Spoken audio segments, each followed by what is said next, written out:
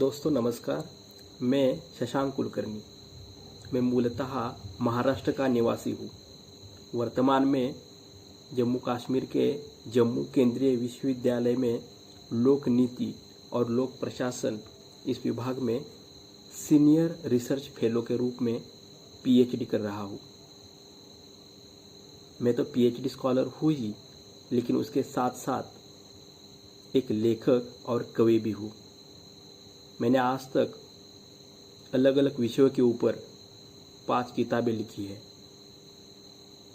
आज इस वीडियो में उनमें से एक किताब के ऊपर मैं आपसे संवाद करना चाहता हूँ।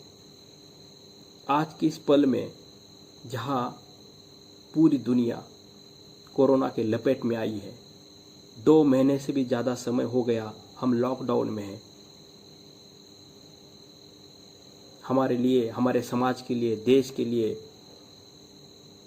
अपनी जान की बाजी लगा के अपने डॉक्टर्स, पैरामेडिकल स्टाफ, पुलिस, सफाई कर्मचारी कोरोना वॉरियर्स के रूप में हमारे लिए योगदान दे रहे हैं। इस स्थिति में जो विषय मैं आपसे डिस्कस करने वाला हूँ वो ज़्यादा महत्वपूर्ण होता है। 2 महीने पहले पुणे के सावित्रीबाई फुले पुणे विश्वविद्यालय में संस्कृत प्रगत अध्ययन केंद्र में डॉक्टर रविंद्र मुले जी, जो वहाँ के फिलॉसफी डिपार्टमेंट के हेड ऑफ द डिपार्टमेंट है, उनके करकमलों से मेरे इस किताब का विमोचन हुआ। उस किताब का नाम है समन्वय से समग्रता तक। आज हम इसी विषय के ऊपर चिंतन करने वाले हैं, चर्चा करने वाले हैं। आपने जब ये नाम सुना होगा, समन्वय से समग्रता तक, तो अभी आपके मन में कई विचार आ रहे होंगे कि ये समन्वय क्या है, समन्वय से समग्रता तक हमें क्यों जाना है, समग्रता क्या है, और ये समन्वय और समग्रता हमारे जीवन में महत्वपूर्ण क्यों है, इस विषय के ऊपर हम क्यों चर्चा कर रहे हैं। आज के वीडियो में हम इन सभी पहलुओं के ऊपर चर्चा करने वाले हैं। समन्वय क्या होता है? समन्वय को समझाने के लिए मैं आपको एक उदाहरण दे दूंगा अपने शरीर का। हमें सभी को पता है कि हमारे शरीर में अलग अलग ऑर्गन है। हाथ है, पैर है, आँख है, नाक है, हृदय है, किडनी है, लंग्स है, और उनका काम भी अलग अलग है। लेकिन अपने शरीर का हर एक ऑर्गन एक दूसरे के साथ तालमेल बिठा के अपना काम करता है। इसी को हम समन्वय कहते हैं। इस संतुलन के साथ, तालमेल के साथ कार्य करने के प्रक्रिया को हम समन्वय कह सकते हैं। और ये सारे ऑर्गन समन्वय के साथ काम करते हैं, इसलिए तो हमारा शरीर समग्र हो जाता है। समग्र शरीर की हम कल्पना कर सकते हैं। इसी प्रकार की समग्रता अगर जीवन के हर अंग में, जीवन के हर क्षेत्र में हमें लानी है, तो हमें अपने आप में समन्वयित होना होगा।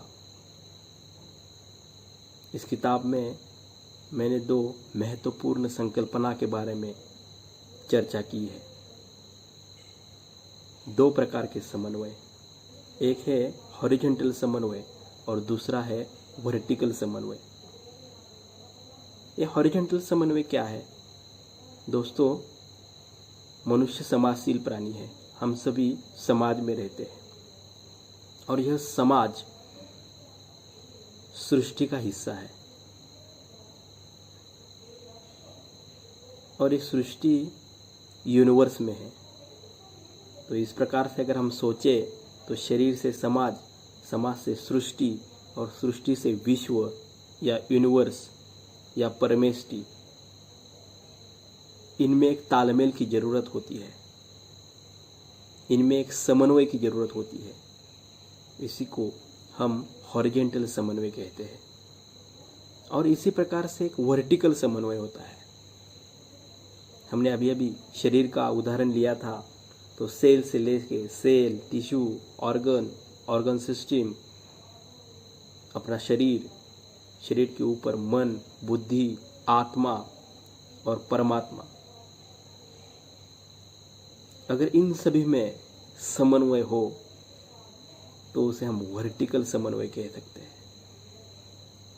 और अगर अपने जीवन में हम ये हॉरिजॉन्टल समन्वय और वर्टिकल समन्वय लाने में कामयाब हो गए तो धीरे धीरे हमारा जीवन समग्रता की तरफ बढ़ेगा, हम समग्र हो जाएंगे। अब ये सवाल आता है कि ये समन्वय हम कैसे हासिल करें, क्या करें जिसके कारण हम वो समन्वय पा सकें। तो इसके लिए हमें सहज होना पड़ेगा, नेचुरल होना पड़ेगा, कुदरती होना पड़ेगा। अपने जीवन के अंदर हमें वो सरलता लानी होगी। और हम सरल कब होंगे? जब हम सहज होंगे, जब हम कुदरत के नियमों का पालन करेंगे। और इस समन्वय के लिए और एक महत्वपूर्ण बिंदु है और वह है प्रामाणिकता। प्रामाणिकता के साथ, सत्य के साथ अगर हम जीवन जिएंगे तो हम सहज, सरल, कुदरती अपने आप हो जाएंगे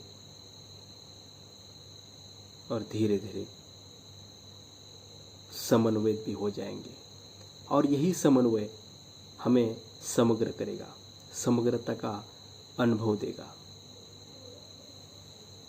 हमने देखा कि समन्वय से समग्रता किस प्रकार से हासिल हो सकती है। अब ये सवाल निर्माण हो सकता है कि हमें क्यों समग्र होना है, समग्रता का हमारे जीवन में क्या स्थान है, समग्रता से क्या होगा। तो दोस्तों, हमारा जीवन जो है, अगर सोचा जाए तो जीवन में हर पल, हर वक्त हमें कोई ना कोई डिसीजन लेना पड़ता है। कुछ डिसीजन सही निकलते हैं, हमें सक्सेस मिलता है। कुछ डिसीजन गलत निकलते हैं, हमें फेल्योर मिलता है। लेकिन सक्सेस मिले या फेल्योर, पॉजिटिव हो या नेगेटिव, हमारा जीवन रुकता नहीं है। जैसे घड़ी चलती रहती है वैसा जीवन भी चलता रहता है। लेकिन क्वालिटी ऑफ द लाइफ, जीवन की जो क्वालिटी है वो इसी के ऊपर निर्भर होती है कि उस बदलाव को हम किस प्रकार से लेते हैं, उस बदलाव को हम कैसे फेस करते हैं। और आपको लगता है कि जीवन में आने वाले बदलावों को, चाहे वो सकारात्मक हो चाहे वो नकारात्मक हो, अगर डट के खड़े रहना है, सामना करना है, अपने ध्येय को हासिल करना है, अपने ध्येय पथ के ऊपर डटकर चलना है, तो हमें समग्र होना ही पड़ेगा। हम जितना समग्र हो जाएंगे, जितना समन्वयित हो जाएंगे, उतना ही एक परिपूर्ण जीवन हम जी पाएंगे। कोरोना के इस दौर ने हमें अति भौतिकता की मर्यादा भी दर्शाई है। हमें भौतिकता के साथ साथ अध्यात्म का भी विचार करना होगा। मैं तो लोक प्रशासन का छात्र हूँ। अपने कॉन्स्टिट्यूशन में आर्टिकल 51A में जो फंडामेंटल ड्यूटी की बात करता है, उसमें एक ड्यूटी है कि भारतीय प्रथा परंपरा का सम्मान करना, और दूसरी एक ड्यूटी है साइंटिफिक टेम्परमेंट को बनाए रखना। अगर इस प्रकाश में देखा जाए तो हमें अध्यात्म और विज्ञान को एक साथ जोड़ना पड़ेगा। इस विषय के ऊपर भी मैंने एक किताब लिखा है, जरूरत वैज्ञानिक अध्यात्मवाद की पुनर्स्थापना की। किसी और वीडियो में हम इस विषय के ऊपर भी चिंतन करेंगे, चर्चा करेंगे। तो आज समन्वय से समग्रता तक इस विषय के ऊपर चर्चा करते करते हमने ये देखा कि समन्वय क्या होता है, समन्वय के प्रकार कितने हैं, समन्वय किस प्रकार से निर्माण हो सकता है, समन्वय से हमारा जीवन किस प्रकार से समग्र हो सकता है, और परिपूर्ण जीवन के लिए समग्रता की कितनी जरूरत है। अपने इस चर्चा का समारोप मैं कबीर के दोहे से करूँगा। संत कबीर कहते हैं, यह तन साचा कुंभ है, लिया फिरे ता साथी, धक्का लागी फूटी गया, कछु न आया हाथी। जो श्रेष्ठ जीवन हमें मिला है उसे हम परिपूर्ण जिए, समन्वय के साथ जिए, समग्र जीवन जिए। इसी संकल्प के साथ मेरे वाणी को विराम देता हूँ। अगर आपके मन के अंदर कोई सवाल है, कोई जिज्ञासा है, तो आप कमेंट में मुझे पूछ सकते हैं। कोरोना के इस घड़ी में अपने और अपनों के साथ साथ समाज में जिन जिन लोगों को ज़रूरत है उनका भी हम ख्याल रखें, अपने स्वास्थ्य का ध्यान दें। धन्यवाद। जय हिंद।